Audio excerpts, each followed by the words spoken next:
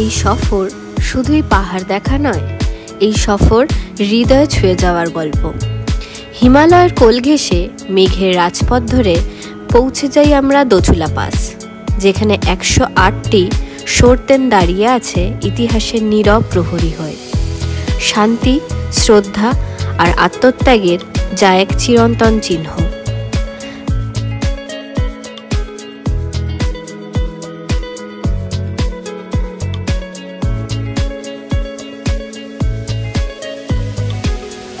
তারপর পথ চলে গেছে চিমিলাখাঙে, যা একটি মন্দির এবং যেখানে প্রার্থনার রূপ কিছুটা ভিন্ন, কিছুটা সরস, তবুও ভীষণই গভীর। ভিক্ষু দ্রুকপা কুণ্ডলের কাহিনী এখানেই একাত্ম হয়ে মানুষের বিশ্বাসের সঙ্গে।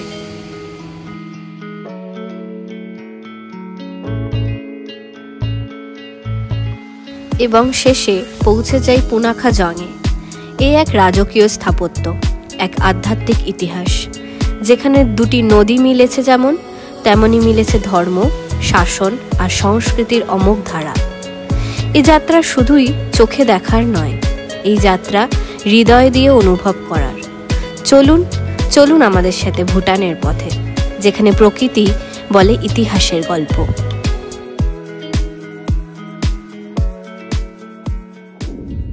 Good morning.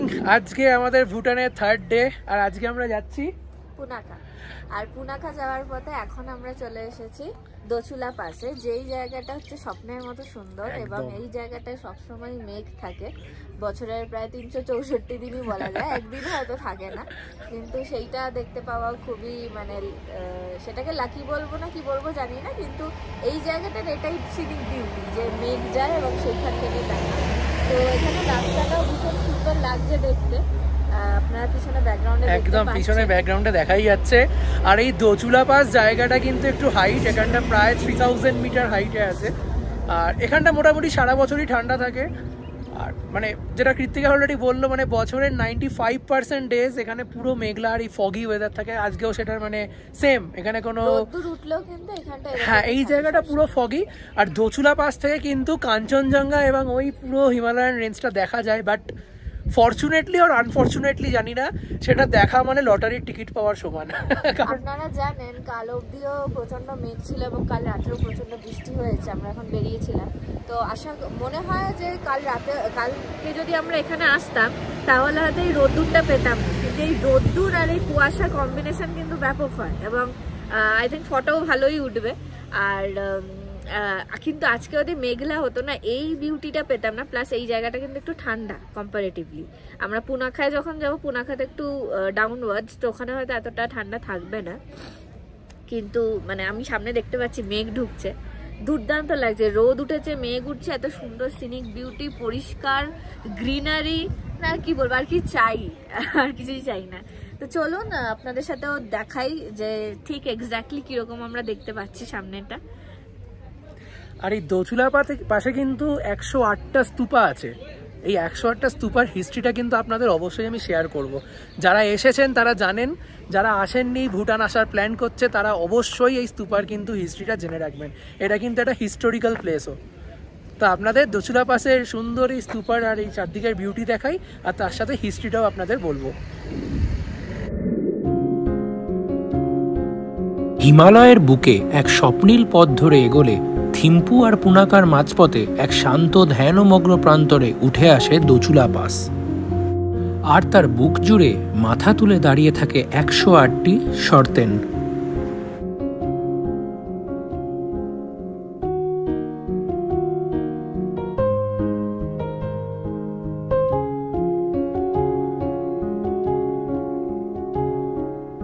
এই 108টি সরতেন শুধু পাথরের স্তূপ নয়, এ যেন ইতিহাসের স্তবক, আত্মত্যাগের স্তবক।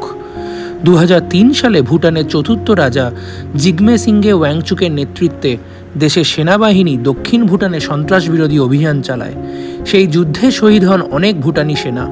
তাদের আত্মবলিদানকে চিরস্মরণীয় করে রাখতে রাজা মাথা আশি দর্জি ওয়াংমো এই সরতেনগুলি নির্মাণের উদ্যোগ নেন।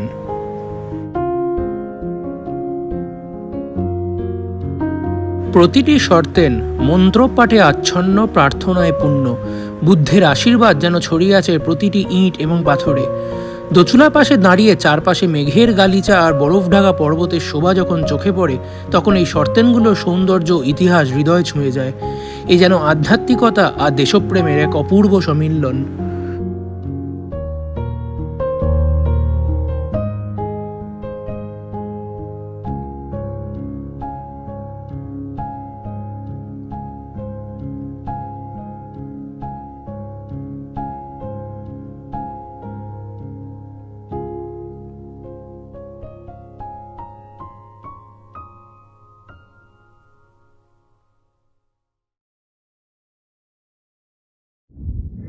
দোচুলা পাসের এই যে স্তূপাগুলো, এগুলো কিন্তু 108 জন সৈন্যকে মানে সম্মান দিয়েই বানানো। তো আপনাদের তো আমি হিস্ট্রিটা অলরেডি বললাম। তো এই স্তূপাগুলোর ওপরে কোনো রকমভাবে পা দেওয়া উঠা বা এগুলো করা কিন্তু একেবারেই উচিত নয়। মানে বহুবার এরকম ঘটনা ঘটেছে, যে কারণে ভুটান সরকার অনেক কিছু স্টেপও নিয়েছিল ট্যুরিস্টদের এগেনস্টে। তো যাই হোক, মানে সেগুলো তো অতীতেই থেকে গেছে। তো পরবর্তীকালে আপনারা যারা আসবেন বা আমরা যারা এসেছি, আমাদের একটা জিনিস সবসময়তেই মাথায় খেয়াল রাখতে হবে যে যে জায়গায় যে কালচারকে আমরা সম্মান দিচ্ছি, যে দেশে এসে যে দেশের কালচারকে আমরা সম্মান দিচ্ছি, সেই সম্মানটা কিন্তু আমাদের দিতে হবে, তাদের কালচারকে রেসপেক্ট করতে হবে।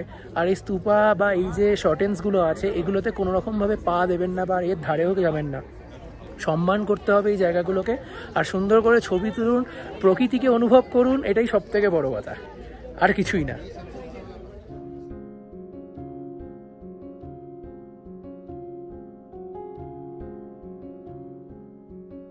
কৃত্তিকা এখন ফটোগ্রাফার হয়ে গেছে, সবার ফটো তুলে দিচ্ছে।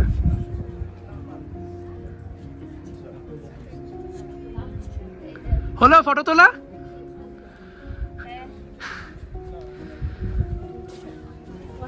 দুর্দান্ত দেখলাম, দুর্দান্ত। মানে আমি সেকেন্ড টাইম এলাম, এত ভালো লাগছে দোচুলা পাশে আবার এসে, মানে সত্যিই অসাধারণ, এত পিসফুল একটা জায়গা। তবে কম্প্যারিটিভলি আমরা মানে লাস্ট দুদিন থিম্পু ঘোরার থেকে এখন পুনাখাতে এসে, মানে পুনাখা যাবার রাস্তায় দোচুলা পাশে বুঝতে পারছি অ্যাকচুয়ালি কিন্তু প্রচুর ট্যুরিস্ট আছে, মানে এসেছে ইন্ডিয়া থেকেই ম্যাক্সিমাম ট্যুরিস্ট, প্রচুর ফরেনারও দেখলাম।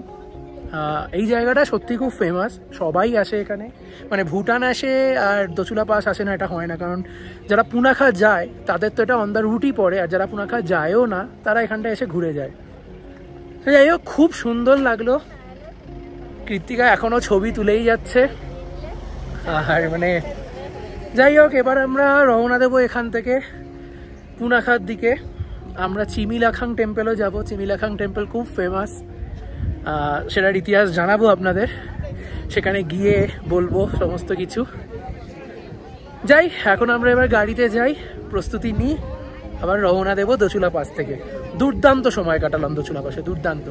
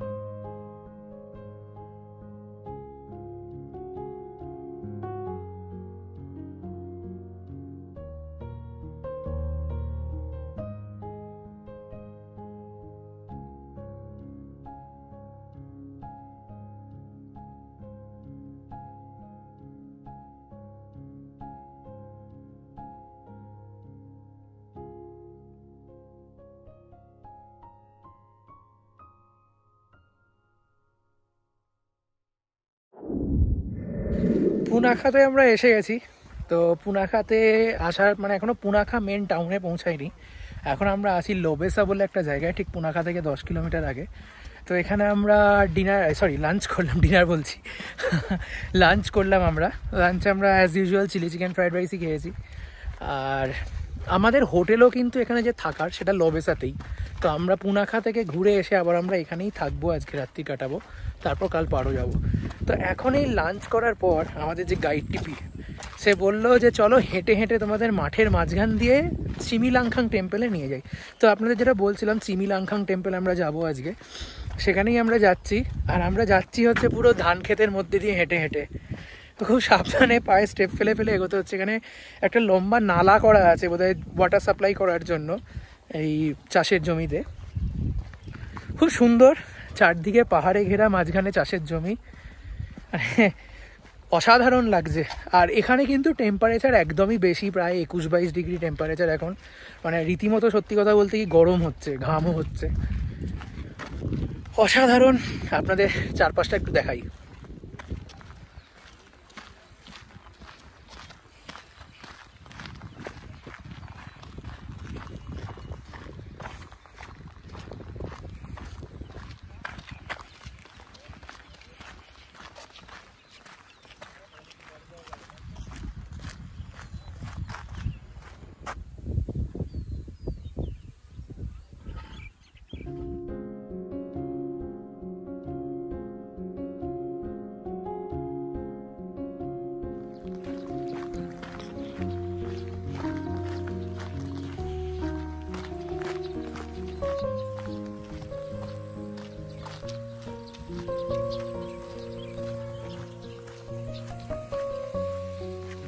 হ্যালো,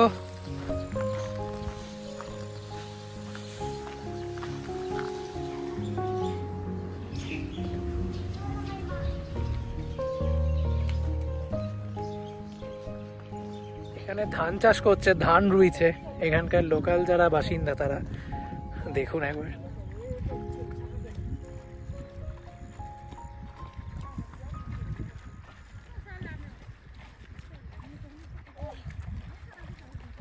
তা আমরা তো সেই গ্রামের মধ্যে দিয়ে হাঁটতে হাঁটতে এখন যাচ্ছি, অনেকটাই এসে গেছি, পুরো ধান ক্ষেতের মাঝখান দিয়ে এলাম। আর চিমিলাখাংয়ের যে এখানকার যে পুরো স্টোরিটা সেটা তো আপনাদের জানাবোই। আর আপনারা সব ওয়াল পেন্টিংগুলো দেখে বুঝতে পারছেন, তো আমি স্টোরিটা কিন্তু পুরো বলবো। তো আমরা এখন যাচ্ছি চিমিলাখাং টেম্পলসের দিকে। প্রকৃতিটা দারুণ এখানে, হ্যাঁ, আর সুন্দর হাওয়াও দিচ্ছে, ঠান্ডাও নাই গরমও নেই, বেশ ঠান্ডা তো একদমই নেই, আরামদায়ক একটা হ্যাঁ ওয়েদার, অপূর্ব প্রাকৃতিক সৌন্দর্য, গ্রিনারি, সব মিলিয়ে অপূর্ব। দারুণ লাগছে এখানটা সত্যি, মানে ওয়াকিং করতে দারুণ লাগছে। যতটা খেলাম মোটামুটি হজম হয়ে যাবে। যাই, রাস্তাটা উঠছে ওপর দিকে, মনে হচ্ছে ওটাই টেম্পলের রাস্তা, আমরা তো এগিয়েই যাচ্ছি। একটা কথা মানে সত্যি বারবার আমি বলছি, আবার বলছি, মানে সত্যি যদি কালচারকে ধরে রাখতে হয়, নিজের দেশের কালচারকে কিভাবে ধরে রাখতে হয়, নিজের দেশের কালচারকে কিভাবে রেসপেক্ট করতে হয়, সেটা কিন্তু সত্যি ভুটানিজদের থেকে ভালো কেউ জানে না। এত সুন্দর, মানে সত্যি ওরা নিজেদের কালচারটাকে ধরে রেখেছে। সবাই এখানকার যে ওদের ন্যাশনাল ড্রেস যেটাকে বলে, ছেলেরা হচ্ছে ঘো আর মেয়েরা হচ্ছে কিরা, ওরা কিন্তু সেগুলোই পরে থাকে। আর মানে সত্যি মানে প্রত্যেকটা ঘর বাড়ি একই রকম দেখতে, সুন্দর একটা মানে নিজেদের হেরিটেজটাকে ওরা মেনটেন করে চলেছে।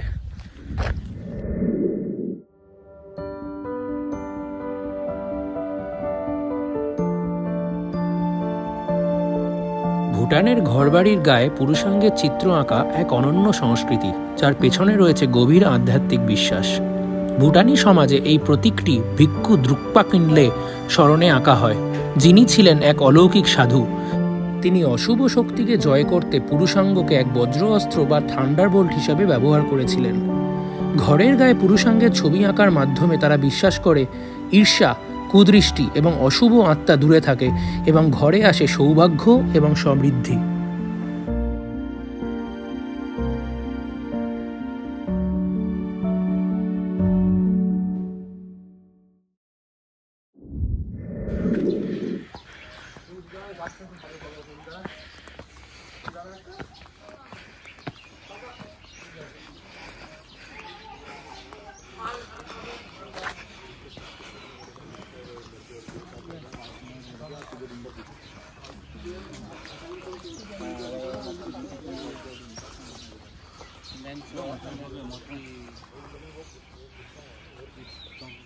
আমাদের গাইড টিপি।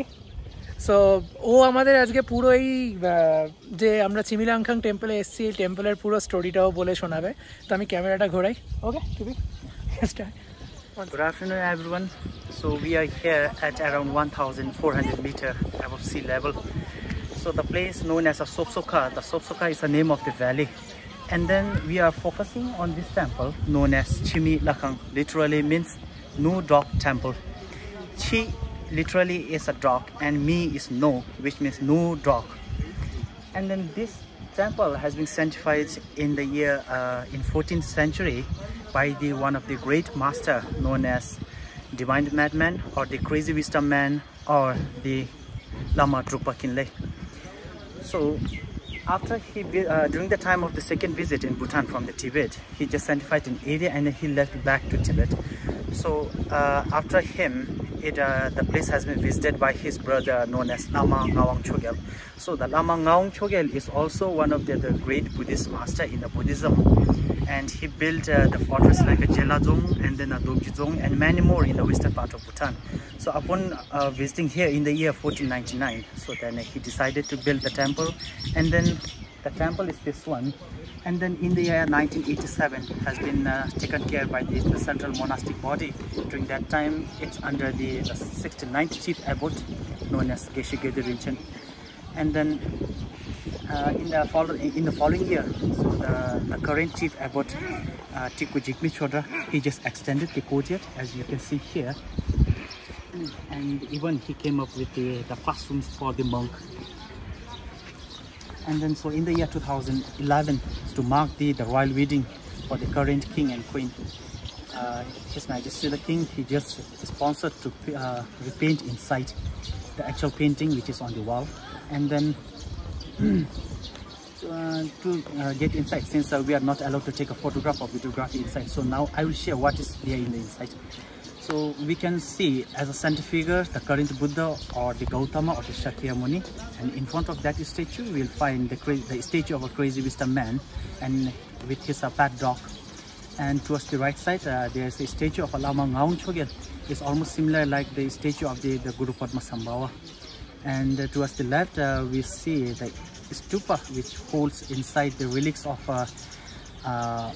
the person known as Ola Gap. Ola Gap is one of the main follower of the Lama Drukpa Khinle from the Sopsoka valley. So it is said that Ola Gap, he just attained enlightenment after reciting the mantra which is taught by Lama Drukpa Khinle. And then again towards the left side there is a statue of Avalokiteshvara with 1,000 arms and eyes, and the wall has been filled with the paintings of the biography or the journey of Lama Drukpa Khinle from Tibet till Bhutan.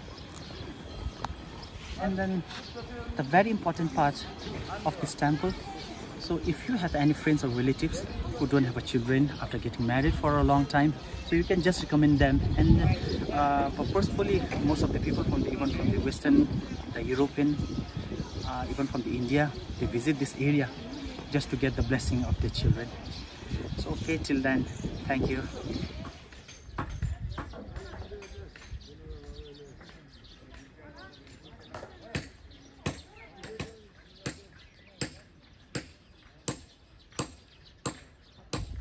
মন্দিরের ভিতরে যা দেখলাম মানে সেটা সত্যিই কথায় বলে প্রকাশ করা যাবে না।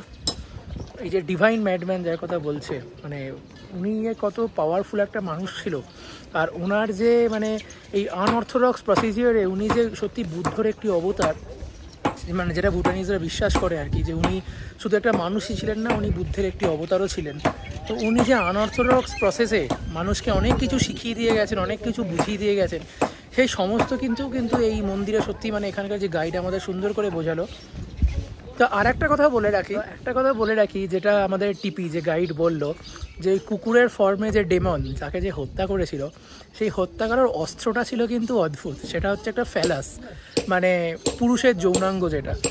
তো মানে সত্যি উনি যে ওই ডিভাইন ম্যাডম্যান যে সত্যি একটা আনঅর্থোডক্স মানুষ ছিল, মানে সেটা মানে ওনার এই সমস্ত কার্যকলাপ দিয়ে বোঝা যায়। বাট মানুষটা কোনো মহাপুরুষের থেকে কম ছিল না, আর সেই অস্ত্র দিয়েই কিন্তু সেই ডেমনকে মেরেছিল। মানে তবে সমস্ত ভুটানিজ বা আমরা যাদের সাথে কথা বলেছি এই বিষয়, ওরা প্রত্যেকেই বলেছে এই জিনিসটাকে মানে খুব পজিটিভলি নিতে, নেগেটিভলি বা অন্য কোনো ভাবে না নিতে, যেটা বেশিরভাগ মানুষ নিয়ে থাকেন। Exactly. এবং এখানে অনেক ফ্যালাসের ছোট ছোট মানে চাবি রিং থেকে শুরু করে এভরিথিং। আপনারা হয়তো আমি আসার সময় অনেক মানে বাড়ির দেওয়ালের বাইরেও, সমস্ত বাড়ির দেওয়ালের বাইরে কিন্তু ফ্যালাসের ছবি আঁকা এখানে। এটা অনেকে হয়তো নেগেটিভলি নেবে যে এখানে হয়তো অন্য কোনো কাজ হয় বা অন্য কোনো ভাবে ব্যাপারটাকে দেখানো হচ্ছে, কিন্তু অ্যাকচুয়ালি এরা চায় সেই ডেমন যাতে সেই বাড়ির মধ্যে বা সেই জায়গায় প্রবেশ না করে, এবং সেই ফ্যালাসটা হচ্ছে তার অস্ত্র, বজ্র টাইপের ব্যাপার, দ্য থান্ডারবোল্ট, যেটা দেখে সেই ডেমন কিন্তু চলে যাবে। এক্স্যাক্টলি। তো সেই হিসেবেই করা হয়েছে এবং এটাকে নেগেটিভলি না ভাবা। এবং অনেকেই উনি বলছিলেন, মানে টিপি বলছিলেন যে অনেকেই আছে যারা ভাবে মানে ভুটানে আসেই ভাবে হয়তো যে এইসব দেখে ইউটিউবে এই মানে ডিটেলস তো ওরা বোঝে না, মানে দেখে না হয়তো, বা যাই হোক যে কোনোভাবেই খবর পেয়ে আসে এবং পরবর্তীকালে সত্যটা তারা বুঝতে পারে যে অ্যাকচুয়ালি কি। তো এটা যাতে নেগেটিভলি না নেওয়া হয় সেটা আমাদেরও বক্তব্য, যে আমরাও যেহেতু ভিডিওতে দেখিয়েছি সেটা কেন নেগেটিভলি না নেওয়া হয়। আর সবার কাছে একটাই অনুরোধ, প্রত্যেকটা দেশের কালচারকে কিন্তু আপনারা রেসপেক্ট করুন। প্রত্যেকটা দেশে তাদের যে একটা নিজেদের যে কালচার সেটাকে আমাদের রেসপেক্ট করা উচিত। তাদের কালচার, তাদের বিলিভ অ্যাবসলিউটলি অবশ্যই সম্মান দেওয়া উচিত, তাহলেই আমরাও সম্মান পাবো। একদম একদম। আমরা একটা অন্য দেশের মানুষ এখানে এসেছি, আমরা তাদের দেশকে সম্মান করলে তারাও আমাদের দেশকে সম্মান করবে। যাই হোক, মানে সুন্দর এই যে আপনাদের জিনিসটা বোঝালাম, টিপিও বোঝালো আপনাদের যে ভিডিওটি করে। আশা করছি আপনারা জিনিসটাকে পুরো ক্লিয়ার হতে পেরেছেন। না হলেও আমি এই যে আমাদের ভুটান গভর্নমেন্টের যে ওয়েবসাইট আছে যেখানে এই চিমিলাখাং টেম্পলের পুরো ডিটেলস দেওয়া আছে, আমি সেই ওয়েবসাইটটাও আপনাদের এখানে ডেসক্রিপশন বক্সে দিয়ে দেবো, আপনারা সেটা পড়ে নিতে পারেন। তো যাই হোক, এখন আমরা চিমিলাখাং টেম্পল মানে এবার বেরোচ্ছি এখান থেকে। আমরা এবার যাব পুনাখা জংয়ের দিকে। তো আমরা এবার এগোই সেই দিকে।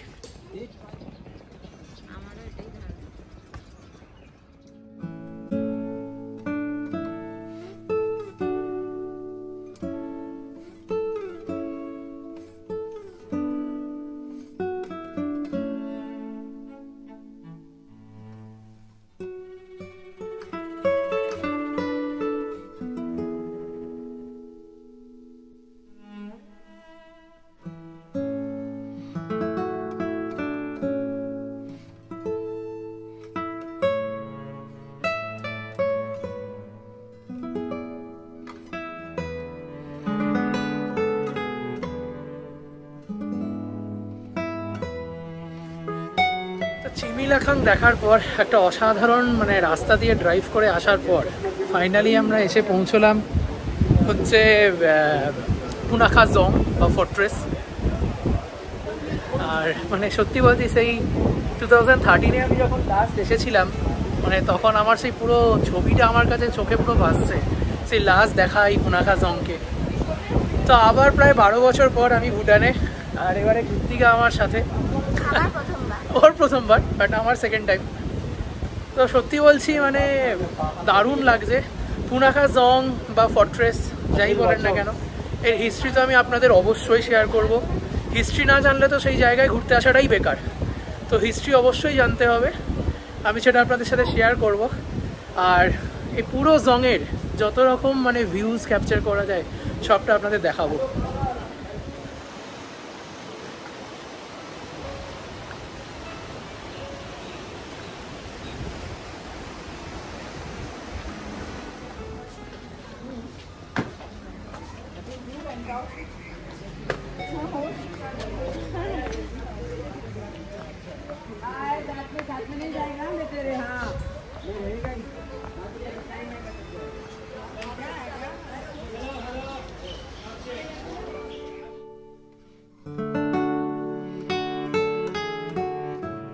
গাছের ফুলগুলো একদম বেগুনি রঙের, আর পুরো ফুলটা পড়ে আছে, এটা একটা অন্যরকম লাগছে দেখতে। মানে আমি জানি না ক্যামেরায় ঠিক কীরকম লাগছে, কিন্তু সামনাসামনি একটা বেশ মনে হচ্ছে না অন্য কোথাও এসে গেছি, সেই রূপকথার রাজ্যে।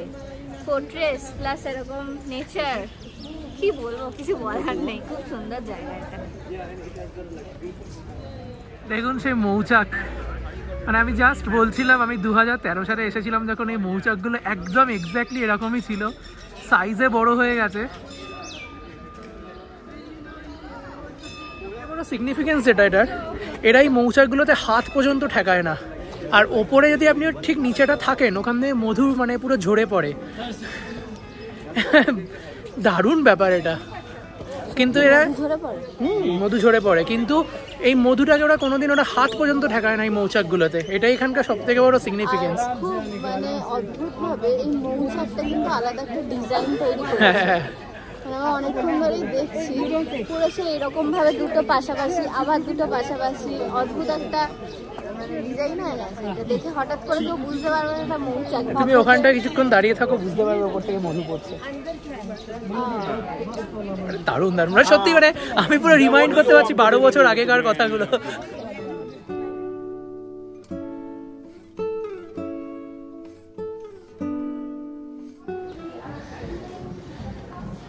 এখানে দেখতে পাচ্ছেন 3টে সেকশন করা, ডান দিকে বাঁ দিকে এবং মাঝখানে।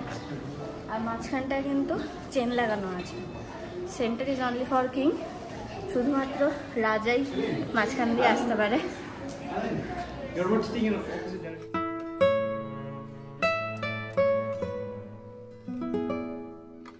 পুনাখা জং ভুটানের অন্যতম প্রাচীন এবং সৌন্দর্যময় জং বা দুর্গ, যার ইতিহাস ভুটানের আত্মপরিচয়ের সঙ্গে অঙ্গাঙ্গিভাবে জড়িত।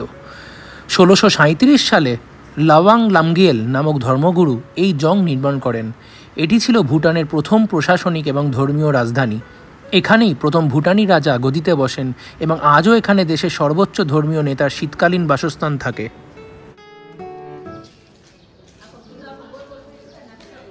ফোচু এবং মোচু এই দুই নদীর সংযোগস্থলে অবস্থিত পুনাখা জং। কৌশলগত ও আধ্যাত্মিক দিক থেকে এটি অত্যন্ত গুরুত্বপূর্ণ।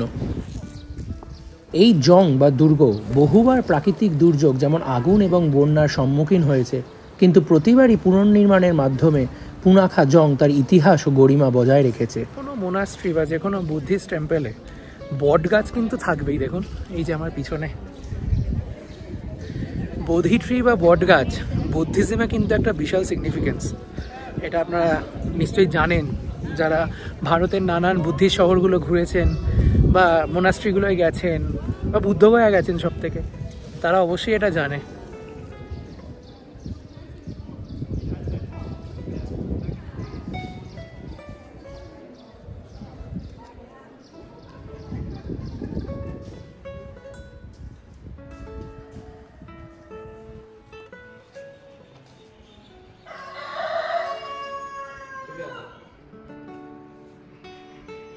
তো যেটা আমাদের জানালো এখানকার গাইড, এটা আমি জানতাম যদিও আগেও, সেটা হচ্ছে এখানে দুটো টেম্পল আছে। একটা হচ্ছে আমার পিছনে যেটা দেখতে পাচ্ছেন, এটা হচ্ছে মেন টেম্পল, আর একটা হচ্ছে এটা পরে বানানো হয়েছিল এই টেম্পলটা।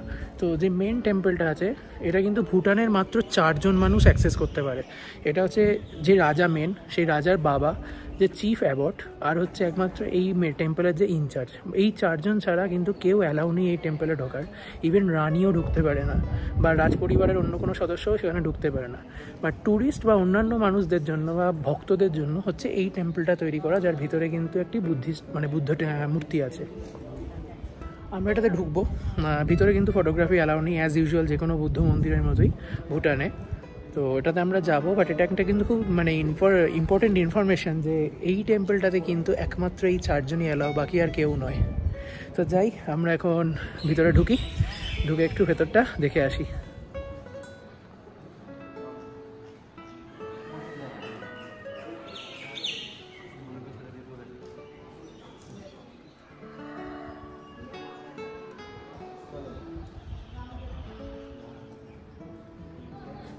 জংয়ের ভেতরে মুরগির ফাংশনটা কিছু বুঝতে পারছো? গলা দেখেছো? হেভি গলা। না ফাংশন কি জানি না, আছে আছে ওরা ওদের মতো আছে। ওখানে চেহারাটা কিন্তু দারুণ, একটা বিড়াল আছে, চেহারাটা দারুণ মুরগিটার। ও তো তাকিও না, উফ ভগবান পাপ দে। আমরা ঘুরে দেখলাম পুনাখা জং বা পুনাখা ফর্ট্রেস। অপূর্ব সুন্দর, অপূর্ব আর্কিটেকচার। আপনাদের তো হিস্ট্রি আমি অলরেডি বললাম। আর মানে সত্যি বলছি, মানে আমার খুব ভালো লাগছে, কারণ আমি 12 বছর পর এই জায়গাটাতে আবার এসে দাঁড়িয়ে আছি। ভিতরটা একই রকম আছে, খালি একটু মানে রং টং করেছে, আরও মেরামতি করেছে। তোমার কেমন লাগলো প্রথমবার? একটা জিনিস দেখলে না খুব অবাক লাগে যে আমরা কিছু দেশের মধ্যে ঘুরেছি এবং ভারতেও অনেক জায়গাতেই ঘুরেছি, সেখানে অনেক মনাস্ট্রিতে গেছি, মন্দিরে গেছি, গির্জা দেখেছি, মানে চার্চ যেটাকে বলে দেখেছি, কিন্তু প্রত্যেক জায়গায় আলাদা আলাদা আর্কিটেকচার এবং প্রত্যেক জায়গা কিন্তু নিজের মতো করে সুন্দর, একটু অন্য রকম। তো তাদের মানে কি বলবো, এই যে কারুকার্য, ভাস্কর্য, চিত্রকলা, এইগুলো মানে এগুলো অ্যাকচুয়ালি হিস্ট্রিকে বহন করে নিয়ে যাচ্ছে যুগের পর যুগ ধরে। তো মানে এই জিনিসটা দেখতে না আমার পার্সোনালি ভীষণ ভালো লাগে, আর এই জন্যই আমি ছুটে ছুটে যাই, মানে আমরা ছুটে ছুটে যাই বিভিন্ন দেশে জায়গায় ঘুরতে। অনেকেই বলে যে এত ঘুরে কি করবি তোরা, পয়সা জমা, কাজে দেবে, পরবর্তীকালে লাগবে। আমার মনে হয় এই জিনিসটা যদি না দেখলাম তাহলে কি করলাম। আমাদের বক্তব্য এটা, যে এটা যদি না দেখলাম কি করলাম।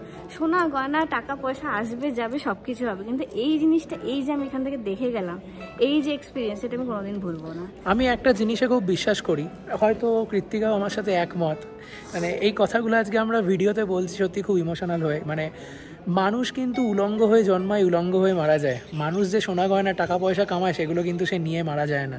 তার জমিয়ে রাখা টাকা পয়সা, তার জমিয়ে রাখা একদম গণ্য করতে পারি না, সেটা আমার নয়, আমি নিয়েও আসিনি, আমি নিয়েও যাব না। কিন্তু এই মেমোরিজগুলো যে আমরা ঘুরছি সেই টাকা পয়সাকে ইউজ করে, যে আমরা এই যে ঘুরছি, আমরা যে মেমোরিজ ক্যাপচার করছি, একটা দেশে গিয়ে সেই দেশের কালচার জানছি, সেই দেশের হেরিটেজ জানছি, সেই দেশের 10টা মানুষের সাথে কথা বলছি, তারা কীভাবে জীবনযাপন করে, তারা কি খায়, তারা কিভাবে থাকে, সেগুলো জানছি।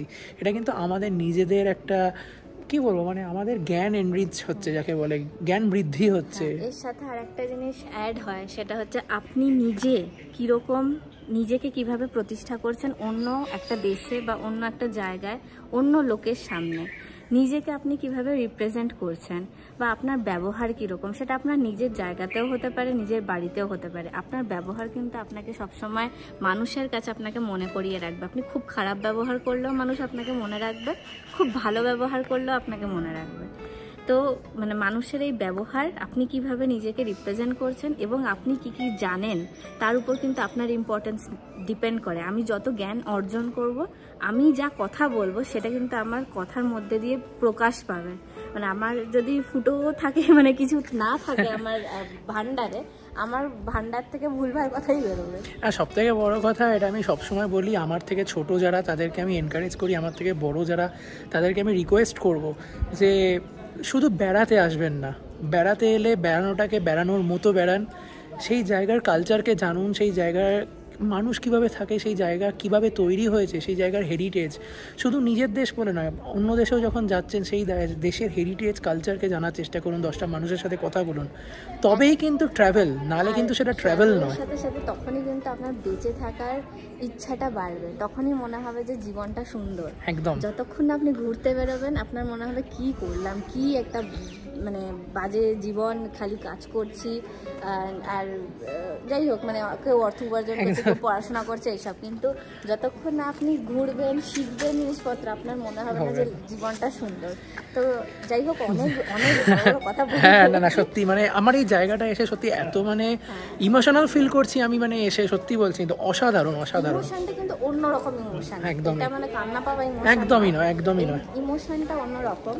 এটা যেখানে যারা আসবে, যারা আমাদেরকে ফিল করতে পারছে, একদমই একদমই তারাই বুঝতে পারবেন। তো চলুন এখান থেকে যাই হোক, হ্যাঁ, এবার আমরা বেরোই ফর্ট্রেস থেকে। জানি না এবার কোথায় যাব, একটা সাসপেনশন ব্রিজ আছে পুনাখাতে, খুব বিখ্যাত, তো সেটা নিশ্চয়ই দেখবো আমরা। হ্যাঁ, কিন্তু ওর থেকেও বড় এটা। যাই হোক, আমরা এবার মন্দির থেকে বেরোই, যাওয়া যাক নিচে।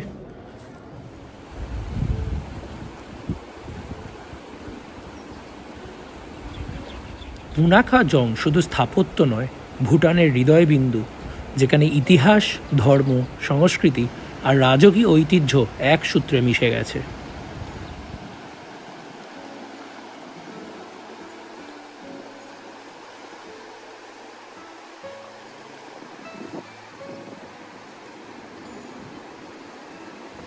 এই যে আমার পিছনে সেই ব্রিজটা, যেটাতে করে আমরা পুনাখা জংয়ে ঢুকেছিলাম, কি অদ্ভুত সুন্দর এই জায়গাটা, দেখতে পাচ্ছেন? এদিক দিয়ে নদী বয়ে আসছে মোচু, আর ওদিকে আছে পচু। অদ্ভুত সুন্দর। এই মোচু আর পচু স্টোরিটাও কিন্তু আপনাদের সাথে আমি শেয়ার করব।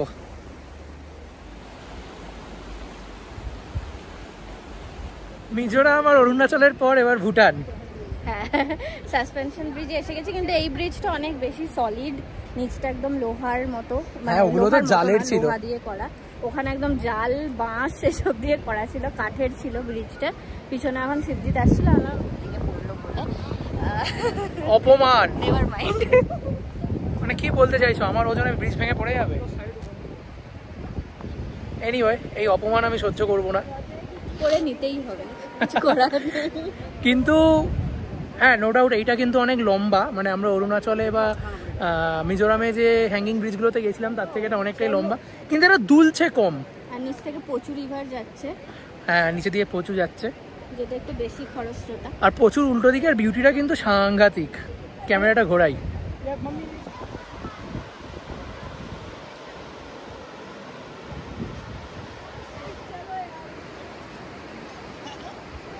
ব্রিজ আসাটা কিন্তু আমাদের খুব রেগুলার হয়ে গেছে এখন, পরপর। বাড়ির ওখানেও একটা বানিয়ে নেবো, আমাদের পুকুরের এপার থেকে ওপার। এক্স্যাক্টলি, আমি ওটাই বলছিলাম, ভাবছিলাম পুকুরের এপার থেকে ওপার একটা বানিয়ে নেবো বাড়িতে, রোজ যাতায়াত করবো। দারুণ দারুণ, সাসপেনশন ব্রিজটা আমার দারুণ লাগে।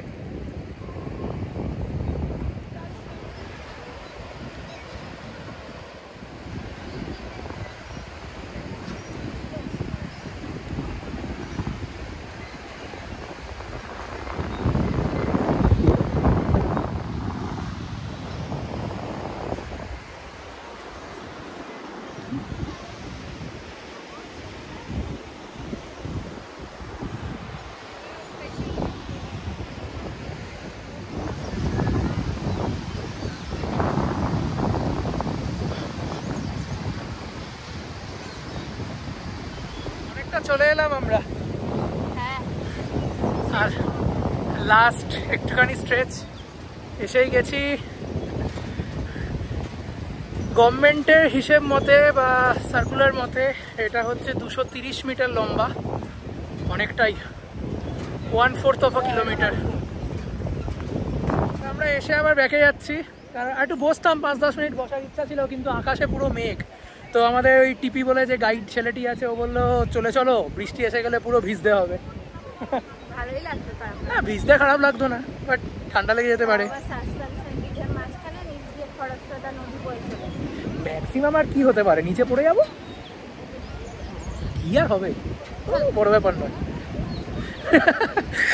মজা করছি। এখন ব্যাকের দিকে যাচ্ছি আবার। তো এখান থেকে আমরা হোটেলের দিকেই যাব। আজকের মতো ট্রিপ বলতে গেলে এখানেই শেষ। তো অন দ্য ওয়ে বলছিল একটা রিভার বেডে নিয়ে যাবে, তো যদি সেটা পসিবল হয় তবেই। তো যাই, এবার হোটেলের দিকে রওনা দিই। আপনাদের দেখালাম এখানকার সাসপেনশন ব্রিজটা খুব সুন্দর, দুদিকের ভিউ অসাধারণ, জাস্ট অসাধারণ।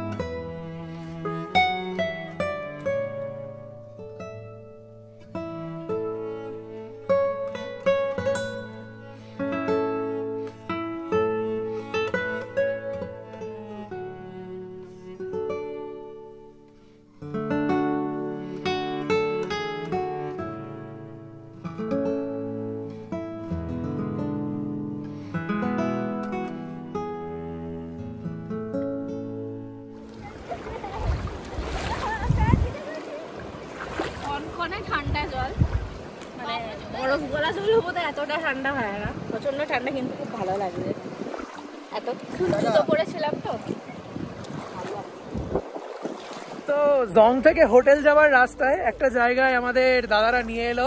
এখানে এই যে নদীতে নেমেছি আমরা, প্রচন্ড ঠান্ডা জল, আর বলেই দিল বেশি দূর যেও না, এখানটা গভীর আছে। দারুণ লাগছে, কিন্তু জলটা মারাত্মক ঠান্ডা। আর পিছনে এই যে রোদ্দুরটা পড়ছে এখন, পড়ন্ত বিকেলের রোদ্দুর, দারুণ লাগছে। এই যে আমাদের ভাই এখন খুব সুন্দর সুন্দর ফটো তুলছে। নাইস ফটো টিপি, nice photo. Thank you for bringing us to this place. You can swim. You can swim? Let's go. Let's cross the river then. Better to continue peacefully. Yes, we have 4 days left now. মজা করছে, বলছে চলো সাঁতার কেটে ওপারে যাই।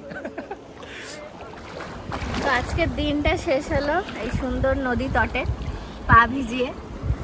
আর আজকে রাত্রিটা আমরা এইখানেই কাটাবো, আর কালকে আমরা চলে যাবো এখান থেকে। জায়গাটা ভীষণ সুন্দর, আলাদা একটা মানে থিম্পু একরকম, পুনাখা একরকম। আর এইখানে এসে অনেক কিছু এক্সপিরিয়েন্স করলাম, অনেক কিছু জানলাম, শিখলাম। তো চলুন আজকের ব্লগটা এখানেই শেষ করছি, আবার দেখা হবে কালকে আপনাদের সাথে। কোথায় যেতে পারি বলুন তো কালকে আমরা, দেখি আপনারা বলতে পারেন কিনা, কমেন্ট সেকশনে লিখে পাঠান জলদি জলদি। আর ব্লগগুলো কিন্তু পুরো কমপ্লিট দেখবেন, না হলে আপনারা কিন্তু ফিল করতে পারবেন না অ্যাকচুয়াল ভুটানের এই আমেজ। তো চলুন শেষ করছি আজকের ব্লগটা এখানে।